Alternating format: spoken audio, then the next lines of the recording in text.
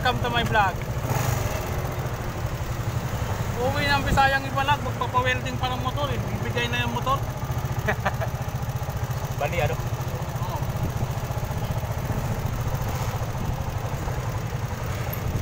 Bagay yung nandun, hindi naman kabigatan yun. Sandwich sa magagana marami dun no? Oo.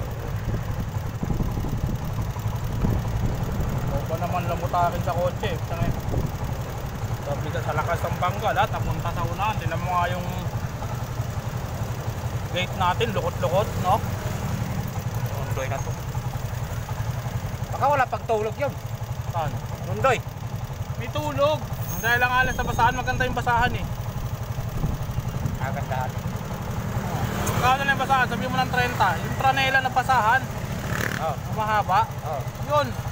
Utang na yung gago nila. Ako naman din, kumpiyansa rin kasi may tumatawag. Sasagutin ko, isatsat ko, utang na lang mag-apo ko. Tinanong ko, utangin natin, ano ba nangyari? Mundoy, yung basahan.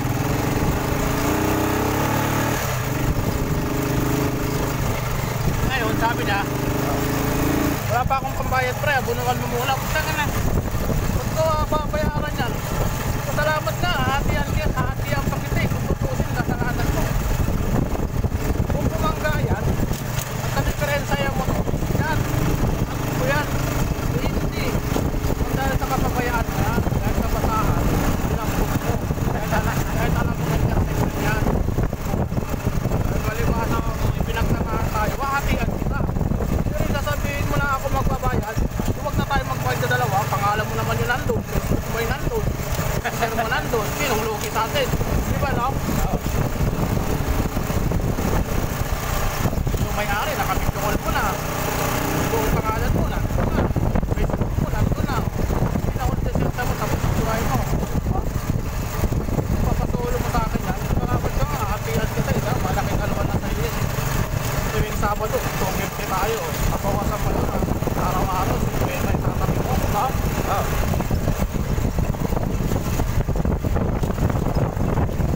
Wala sana kung talagang aksidente. Hindi. Talagang aksidente talaga eh. Kaya kabasahan, ang dami kong basahan sa toolbox dyan.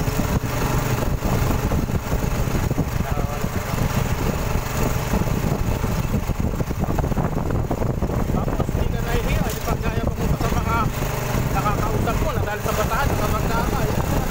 Nahihiya mo sa sarili mo. Eh, sa driver, no?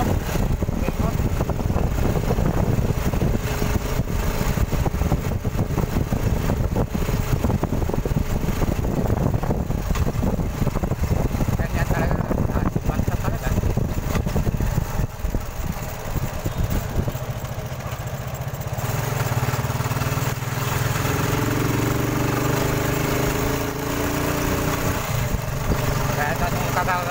Kahit anong kagalingan mo pagka Hindi ka nakapokus, no? nakapokus ako. Kawawa ka. Sana eh, mata, paa, kamay, no? Kaliwag ka na dyan. Ito kasayan.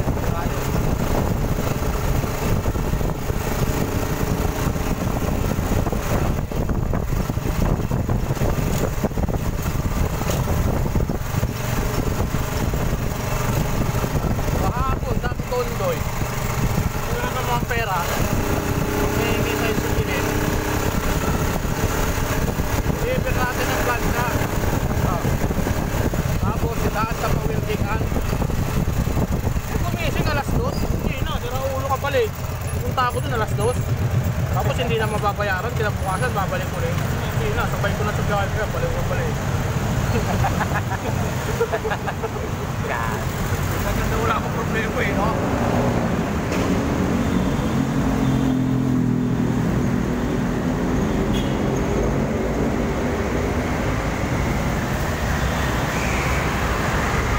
Pagdating ng alas 2, wala ng bayan eh, di ba?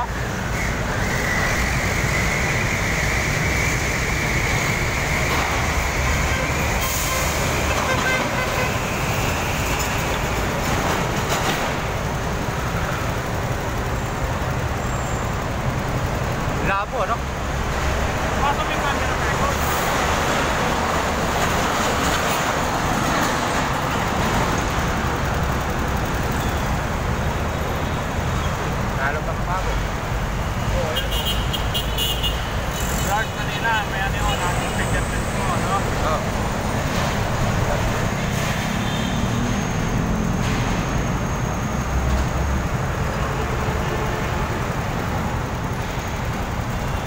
Nausap niya yung may-ari. Nagsaring ko na silang dalawa. Nagbibigay na sila.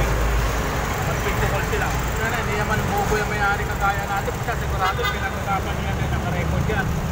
So, hindi ka na makatanggi ngayon. Diba? Hirap talaga makapagkan. Sabi nga ni Paring Malusan eh. Wala kakapagapan niya kung kahit na malakahan ka yan. Nakausap na yung may-ari at yung driver ko eh. Diba? Kaya ano ko lang. Hindi ko naman para hindi sa tulungan.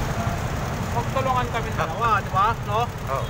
Na sabihin niya, ako na bahala. Ako ka ba?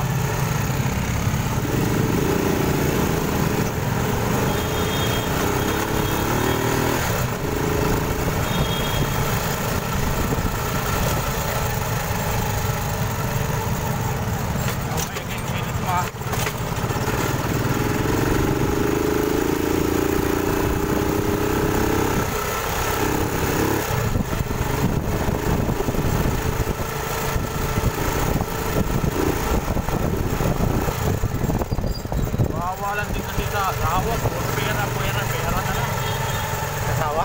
Oo. Magdaya magdamag, binigay na yung pera na madaling araw, tapos alas 2, ginigising, pera na naman. Hindi nga niya muna inalok na kapit na tayo doy. Imusal na tayo, bago niya nga ng pera, hindi maluwag sa dibdib daw. Oo. Ginising, pera, mga pera. Naman yun doy, walang binigay. Yaw-yaw. Naman yung doon, lang utang kaya tipin. Alam niya kasi nag-doon ka tipin eh. Pinatipin mo, utangin mo na ako. Pera ka naman eh. Hindi ko man mabayaran, pag nagbiyahe ka ng tampoy, hindi ako magdadrive, wala nang bayad. Kaya pag nag-withdraw ka ng pera mo mamaya, ako na takkel mo, bawas mo ngayon. Yun, binigyan niya natin pag 200. Pag nabigay ng 200, binigay sa asawa, layos na yung asawa. Hindi mo na niyaya magkape yung tao. Kaya natuturit yung utak nyo, kaya puro yun yan eh, no? Ay, kasawa? Hindi, kaya natuturit ng sundoy, puro yun. Walang karga ng asawa. Hindi ako ba ng asawa? Talaga, pinapayagan ng swimming, mag-swimming. Kasama, mga lalaki. Tapos yung pinagliguan, malapit pa rin sa dating gamit ni Julie. Wala na yan dahil nalalaki man sa bayan.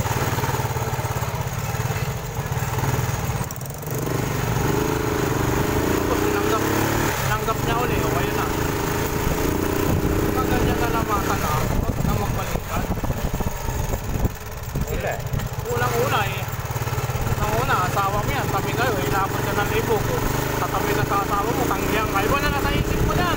Oo. Tangin na pinagpigyan mo yan, tangin na tanggi ka ng karapatan mo. No? Oo. Yan na, sumbatan na mangyayari mo, yawayan na yan.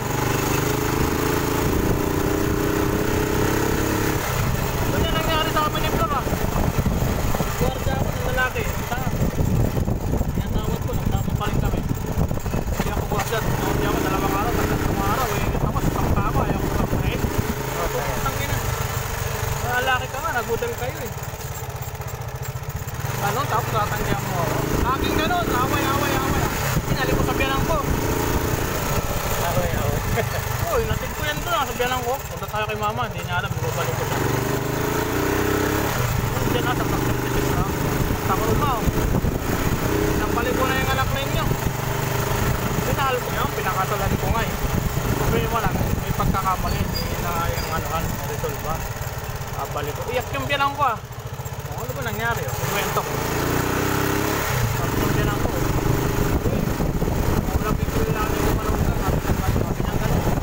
Kwento pa naman. Wala na eh. Kalamat na eh. Ginawa lahat ng anak ko. Yung talagang si Maika sa Kasela. Ginawa. Sustentuhan ko daw. Kinisip ko lang naman ng laki ko, sustentuhan ko. Ito na ulo ka. Iniis ko boy, kahit piso hindi ko binigyan. Loob ng 1 buwan, binalig yung anak ko sa bahay. Hindi maganda. Ayan, hanggang ngayon, sa akin yung anak ko.